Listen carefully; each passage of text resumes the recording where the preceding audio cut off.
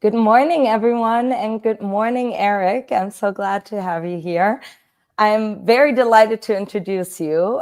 Today's presenter, Erik van Veendendal, is a leading international expert in software testing and quality.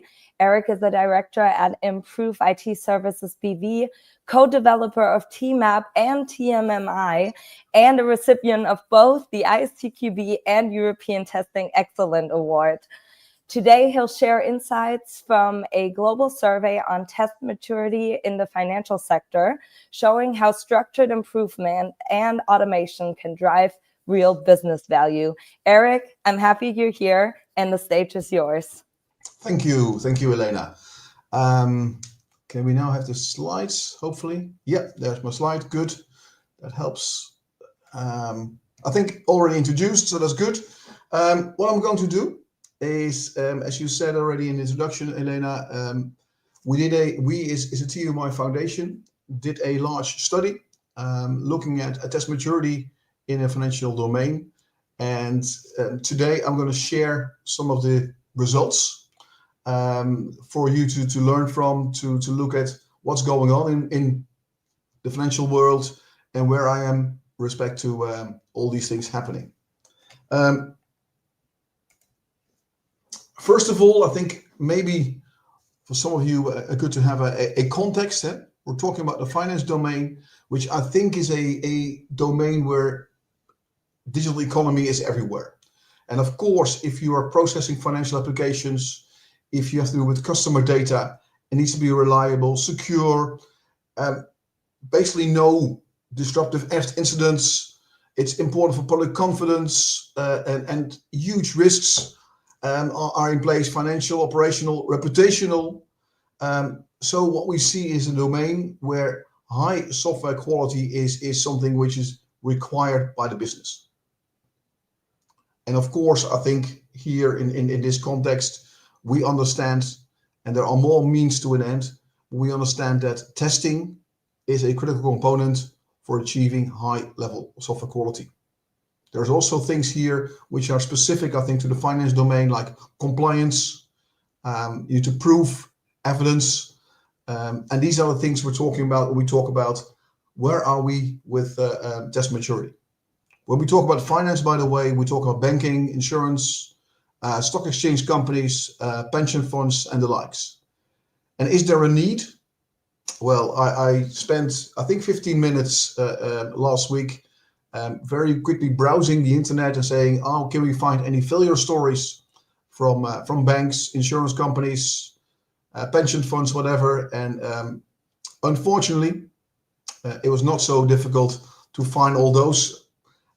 Most of them are for Dutch banks, because that's them things that pop up. But you see SNS, something going wrong in the Bank of Ireland. There is ING, there's Rabobank.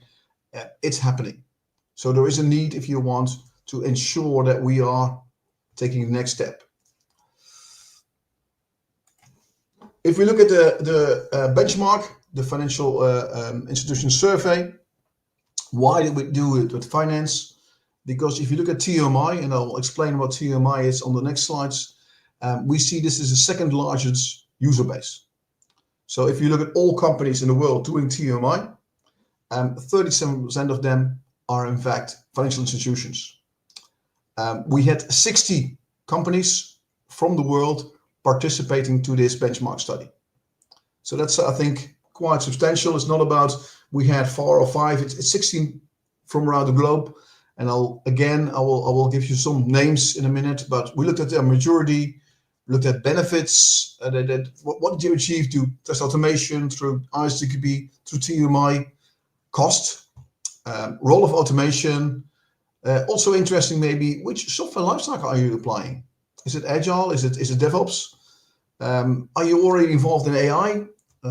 What are the challenges encountered?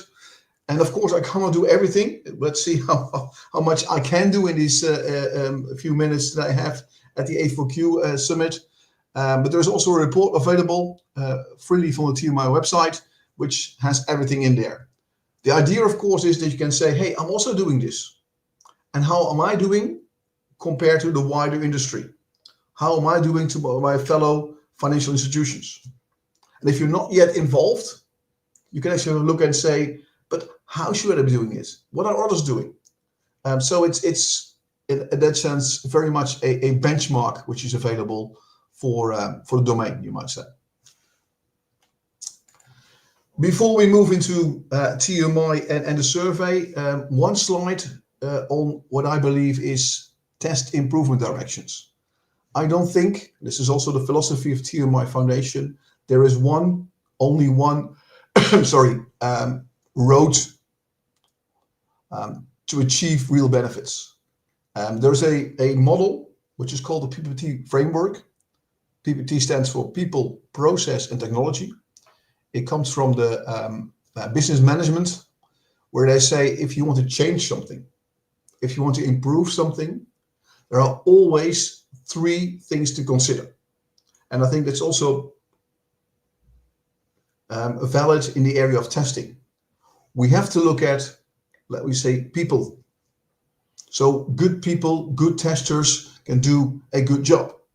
And of course, ISTQB can play a role here, but we know already, I think today, that we need T-shaped testers. So also know about scripting, about domain knowledge, about requirements engineering. There is more than ISTQB. In the context of people, we also need people to drive it, leadership. And of course, it's a presentation by itself. There is, if you want, a people side of improvement. There is also a technology side of improvement. And in this case, we can think about test automation, of course. But only automation doesn't do the job. You need good people as well. There's artificial intelligence, again, a technology which is very, very helpful today already. And finally, there's a third angle, process. And in my presentation, the focus is on process. But it's not only process, it's these 3 together that make it successful. And of course, the balance, will you focus more on people or on process or on, let's say, technology, depends on the context. If you're more in an agile world, I think you're trying to lean the process as much as possible. And you focus more on people, as an example. Let's briefly, because this is the background we're using, and for those not familiar with the model, briefly in 2 slides, usually it's 2 days, but now in 2 slides, I will introduce the TMMi model to you. The TMMi model was developed by the foundation. And the foundation is founded in 2005, you can see, with 2 main goals. Develop the TMMi model, a framework for test improvement for around the world. But secondly, also important, also a framework for TMMi assessments. Based on having compliance, which is important, I think, in the financial industry, of ISO standards. And of course, if you have a formal assessment, also a framework for this, and the assessments taking place in China or in Germany are all the same, then you can also allow for formal certification. The model was published, as you can see, in 2010. You can see there's a 5-year gap, meaning there's a lot of work. It's not a quick, well, not quick and dirty, but a quick developed model. We took 5 years to develop it based on ISO standards, IEEE, ISTQB syllabi, best practice surveys, etc. And the model itself is an independent model, means it can be used with Agile, with DevOps, with TMAP, with ISTQB, whatever you want. The foundation was established in 2025, and today there are what I call TMMi local chapters. There are 31 of those who actually do local marketing, do translations, and they ensure in their country or region there is assessment and training capability. So some overview very quickly of the foundation, and let's skip to the model. This is the model. And I think personally, I know that many testers think, oh, what's the detail and how does it work? And there's a guide. And I think the whole document is, I don't know, 250 pages. But very, very important is that you get buy-in from management. They have to understand it. And this picture is so easy that even management, understands. There's 5 levels. There's a number of process areas. We skip from 1 to 2, 2 to 3, 3 to 4, and 4 to 5. And the simplicity of this picture is very, very important. Let me run through the various levels very, very quickly.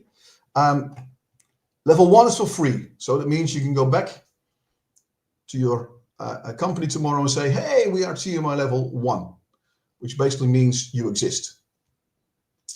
TMMi level 2 is when you implement, let's say, the basic and essential practices for testing. Testing in your project or team. Test planning, monitoring control, test design execution, test environment. So very much basic, essential testing practices. Level 3 is when you standardize your way of working across the organization. So you have one way of working if you want. There's also a training program which is standardized and things like that. There's also the shift left. So at level 3 you are involved earlier. May already happen at level 2, but level 3 it's if you want a requirement. 4 is about measurement. So we're measuring, because now we have a standardized process across the organization. We're measuring product quality, we're measuring processes and learning from that. And 5 is the ultimate level, like continuous improvement. You talk about quality control, scanning the market for new technologies and things like that. So basically it's a model where initially you get backed at finding defects, and at the end, at level 5, you are better at getting or preventing defects, you might say. So a 5-level model.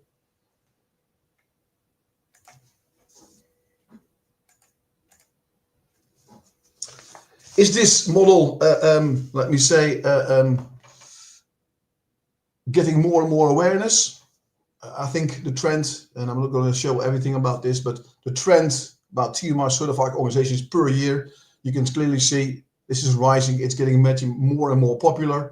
There's been a paper published by IEEE saying it's the world leading model, and we are expecting that there's about 12,000, a little bit more organizations today using TMMi. Okay, now let's get back to what we were talking about, the survey. As you can see, I've put some names here, so you have some ideas of companies doing TMMi who are involved, and of course I used some, let's say, familiar names probably, Bank of China, Bank of England, BNP Paribas, Riyadh Bank, which is in Saudi, I think. There's a Bank of Malaysia here. There's also things happening in Curacao, an island in the Caribbean. Central Bank is involved, a stock exchange company. So all these kind of companies are involved in TMMi. So what I'm going to talk about is how they are using it and benefits that they achieved.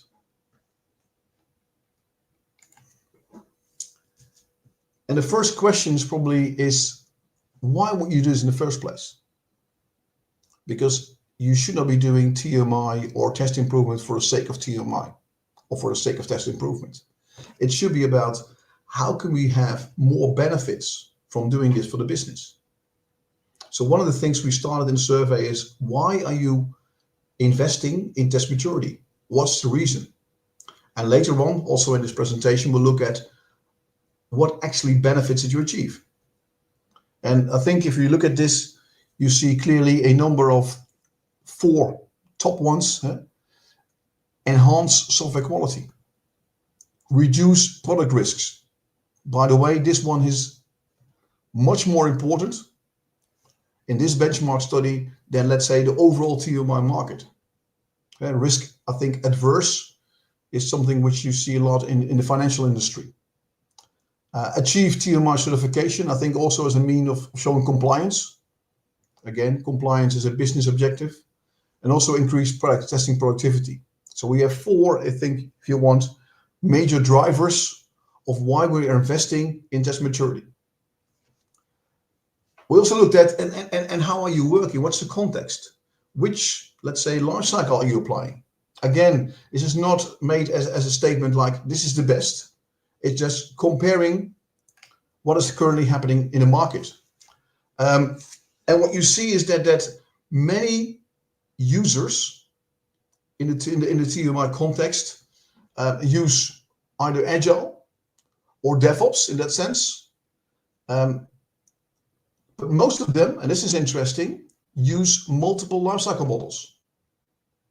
They use both, let's say, agile, sometimes also DevOps, but many also still use sequential. So basically what you're seeing is that this is very much, if you want, determined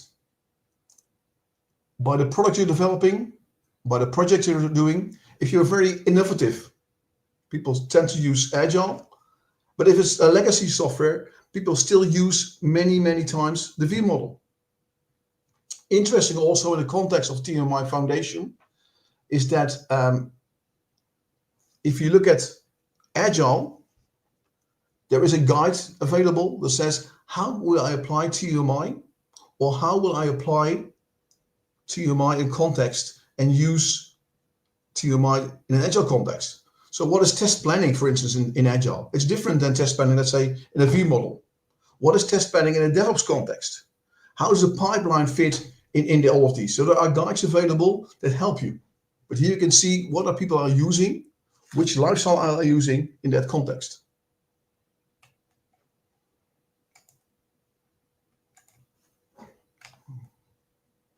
Let me just, for some reason, okay. Interesting also, I think, in this context is that, so what did they achieve? Meaning, what TMMi maturity level are companies in fact achieving? And we can see here is, I think this is very high, that most companies that actually contributed to this survey, actually are achieving TMMi level 3, which is an interesting level because this means you have standardized processes across the organization. This is already very much higher, I think, than the market average. So what you see is that many companies are in fact improving and are in fact also investing in this. What you also see, and this is also interesting, is that typically we see also in many companies in a market average doing level 5. However, you see less companies in the finance domain aiming for level 5. You might say even that at level 5, let's say on the average, is also about market competitiveness, which is not a driver as you saw initially already in the finance domain. What you do see, however, is a very impressive number of companies that have achieved TMMi level 4 measured, which I think is also let's say a level that fits very much in the finance industry. Why? Because finance is about data, it's about understanding, it's about, so what you see typically is if you are looking at the finance domain, what have you achieved? 4 and 5 are very popular levels. And I just skipped the slide, but also talking about where, on which, let's say, test types and which test levels are we investing. What you typically see in the finance domain is that much investment is done, and I'll go back to that slide for you in a minute. If I can, yeah. Many, in that sense, investments are done on system testing, UAT testing, and system integration testing. So less investment is done in unit testing, which to me is almost strange if you're doing a lot of agile, but hey, this is what they tell us. We are investing in system testing, system integration testing, and UAT testing to get that better. As a result, they're achieving things, which I'm going to explain in a bit on the next slides.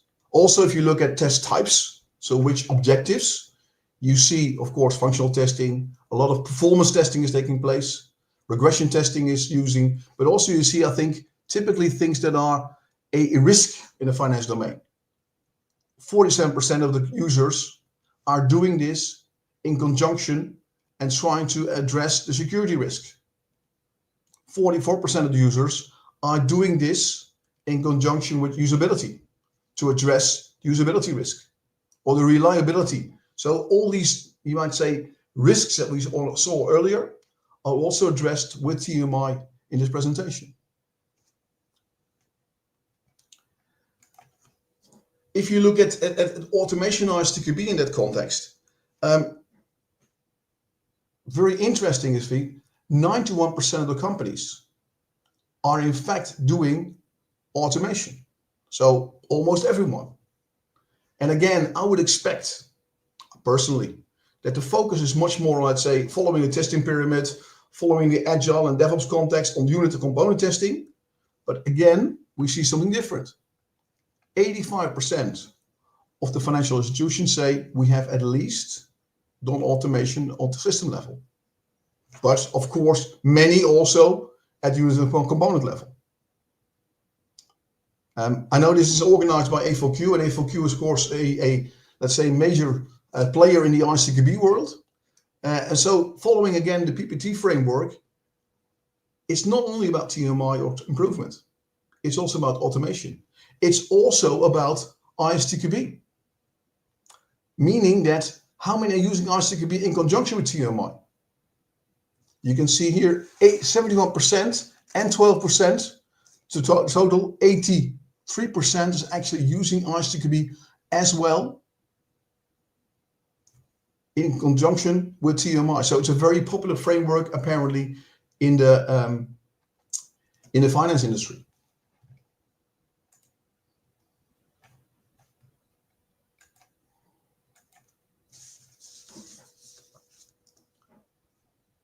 Now, what does this mean? What have we achieved? Because in the end, it's not about investing. It's not about doing it in a context of agile or what. No, what have we achieved?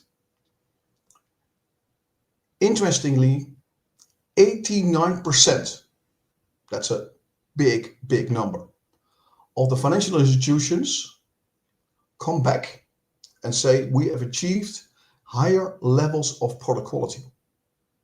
And product quality means different things in different contexts. As some say we've reduced product risks, some say we have enhanced product quality, could be security, some say we've reduced the number of defects. So investing in TMMi, investing in conjunction with test automation, and also probably using ISTQB framework to train your people, as a result, 89% more product quality. I'm personally a bit surprised, but if you think about it, it's more national. 76% also say, hey, but also we are more efficient. Why? I think one of the things is that if you are standardizing your processes across the teams, you have a standard way of working, you can get better at that. It makes it much more, I think, easier. So we see increased test productivity. Reduce product cost. There are some companies saying, hey, because we've now achieved test maturity and we have a streamlined process, we need less consultants from external. Accelerated software delivery. Of course, compliance, I think, is more or less as expected, 83%. You achieve TMMi certification, you achieve standard compliance, but of course, this is pretty and very important in the finance industry. And last but not least, there's people benefits. It's only 63%, but that's a majority. So the majority of the organizations doing TMMi and investing in ISTQB at the same time, I think, come back and say, hey, we have now an improved test engineering discipline. And as a result, probably we become more efficient and achieve high levels of product quality. But also improve team morale. It's nice if you work in a, let's say, environment where you are respected, where you are allowed to do product risk analysis, where you can apply test design techniques, but also when you are, let's say, testing is considered as a serious business. So you can see here a number of, if you want, benefits achieved doing TMMi. We also looked at some individual, let's say, benefits, just to give some examples. Here are some software quality benefits, and here are some testing productivity benefits.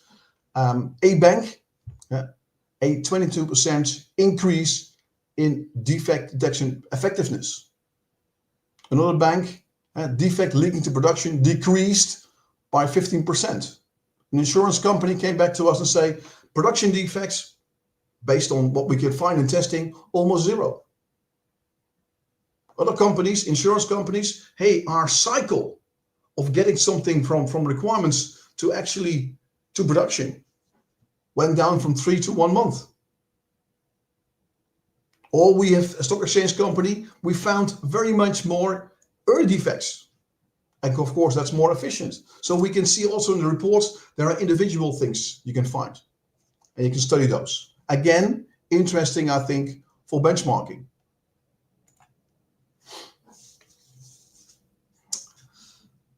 Now, if you look at the benefits and go zoom into, okay, and which aspects actually did you achieve the benefits? Early we said the motivations are enhance software quality, reduce product risks, achieve TMMi certification, and increase testing productivity. Interesting enough, if we then ask later on, and which benefits did you achieve? The benefits and the motivations are matching. So we see actually that enhancing software quality is also high. Reduce product risks is also high. Achieve TMMi certification is also high. Increase testing productivity is also high. So the 4 motivations are also the 4 benefits, which is the red line people are achieving. And again, by the way, you see team morale here below. It was not a motivation, but in the end, many of those said, hey, this is something which we achieved. So it's, let's say, almost for free benefit. So interesting is you have a business driver, you have a motivation, and in the end, there's a benefit which matches that motivation.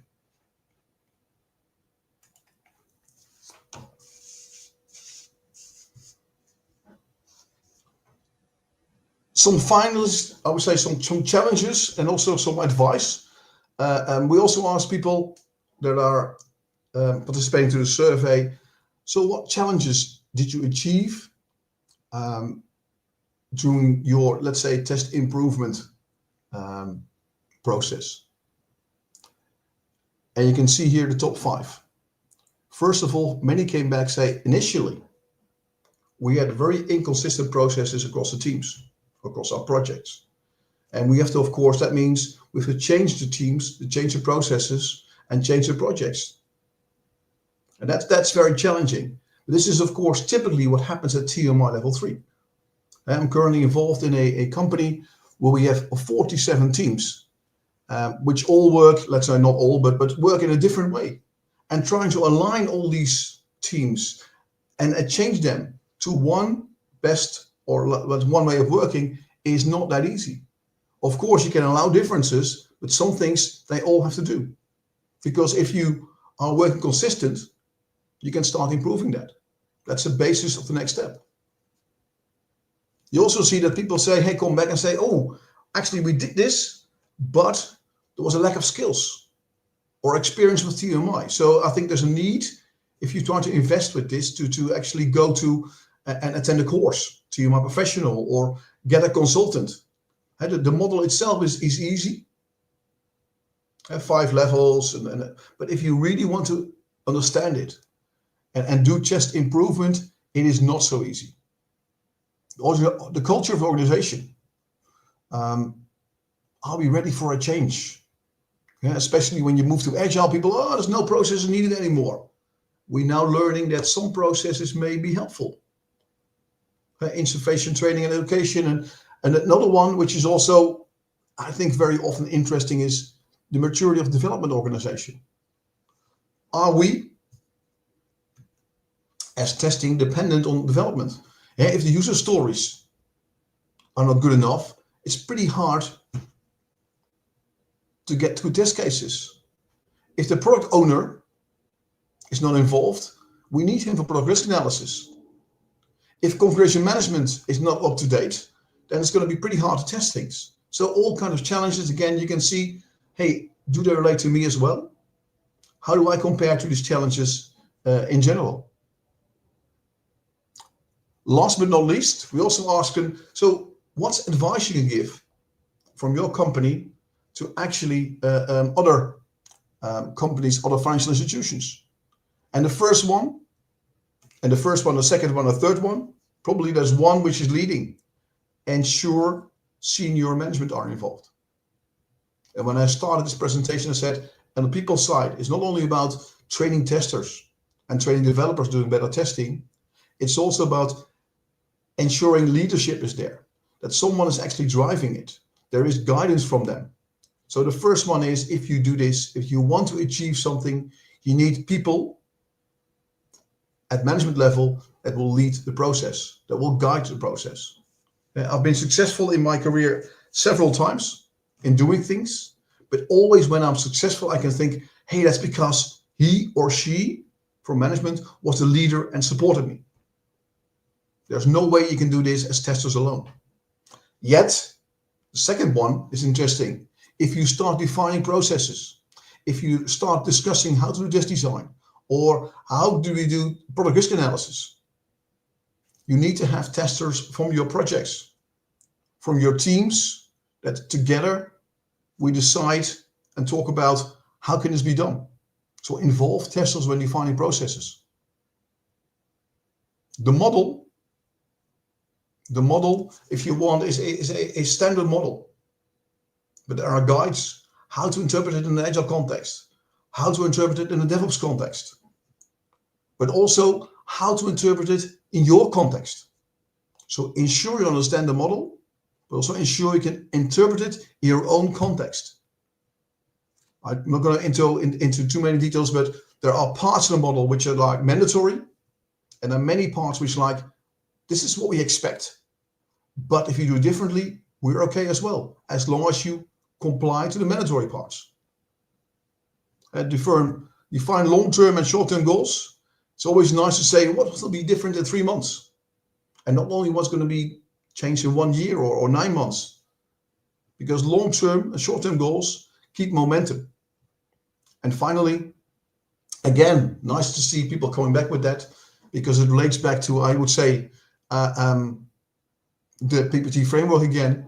Focus on building better test professionals in parallel. 45%. So not only do TMMi, but also focus on ISTQB or training or workshops. Get good people in place. These are challenges, but also advice from other financial institutions, I think, to the world, how to do TMMi and how to achieve these benefits that I actually explained before. So in summary, the reasons for adopting TMMi and benefits, they match. I think this is very, very important. There's motivations why to do it, and there are benefits achieved and they match. Well, it's not about the model. It's about what you want to achieve as a business. What we saw, I think, is that there is a high level of improved product quality and more efficiency. TMMi levels 3 and 4 are most popular, means these are levels achieved most often, and there seems to be less interest in moving to TMMi level 5. But 3 and 4 is pretty impressive, to be honest. If you look at where are people investing, then the focus seems to be on system and UAT testing. Multiple life cycles are being used, which I think is a good thing, because it depends on the product. It depends on the project, what type of life cycle is most beneficial. So agile, DevOps, but also, let's say, traditional fee models are still very much applicable. We didn't talk about this in detail, but I think about 40% of institutions are already saying, hey, we are involved in AI-based systems already as part of our, let's say, system network. ISTQB is a popular scheme in ISTQB, in the financial institutions. And finally, technology. Test automation, 91% is doing this. And especially system level is very, very popular in that. Here are the references I used with a URL there. You can find them also on the website, as I said already, TMMi website. The benchmark report is available for free.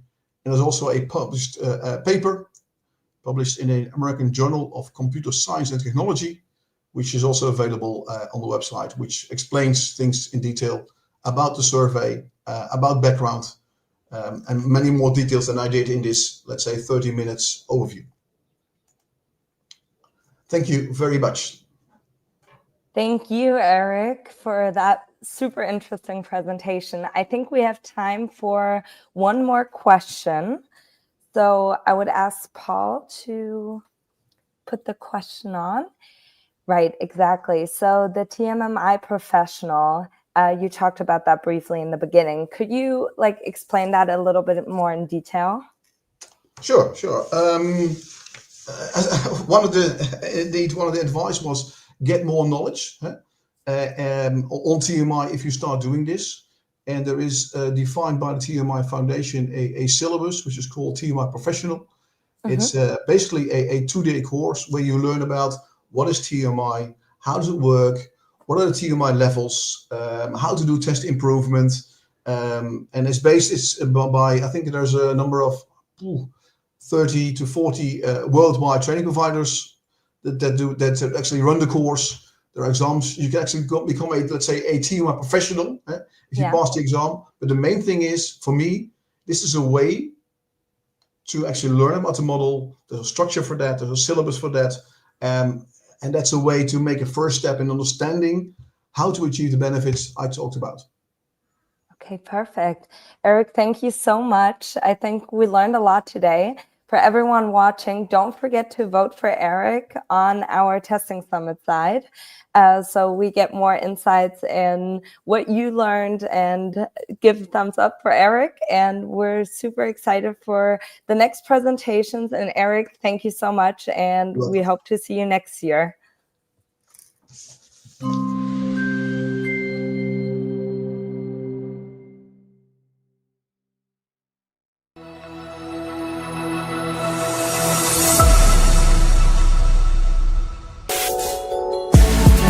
Software testers.